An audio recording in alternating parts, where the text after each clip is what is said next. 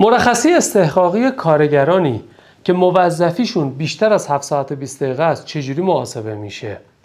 قانون میگه که تفسیر قانون میگه که مرخصی معادل ساعت موظفی فرده.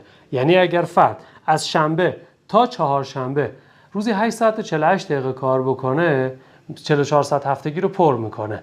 پس اگر یک روز از شنبه تا چهارشنبه مرخصی استفاده بکنه باید معادل 8 ساعت و 48 دقیقه از مرخصی استحقاقیش کم بشه. مرخصی استحقاقی چقدره؟ ماده 64 قانون کار میگه مرخصی استحقاقی با 4 تا جمعه 30 روزه. اون 4 تا جمعه که مال خودشه میذاریمش کنار، میشه 26 روز از روزهای کاری که میشه 190 ساعت و 40 دقیقه. 26 تا 7 ساعت و 20 دقیقه. اینا اگر روندش کنیم یک کوچولو رو به بالا 192 در نظر بگیریم به 12 تقسیمش بکنیم میشه ماهی 16 ساعت.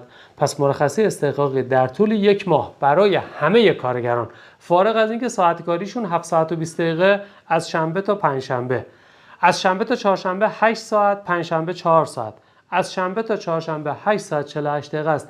همه این نفرات در طول ماه 16 ساعت مرخصی استحقاقی طلب کارن. حالا بر اساس میزان ساعت موظفیشون در طول هر روز هر میزان که استفاده بکنن از این 16 ساعت عدد ثابت باید کسر بشه. توی پیجم کلی از این آموزش‌ها و آموزش‌های رایگان دیگه براتون گذاشتم. خوشحال میشم کنارتون باشم.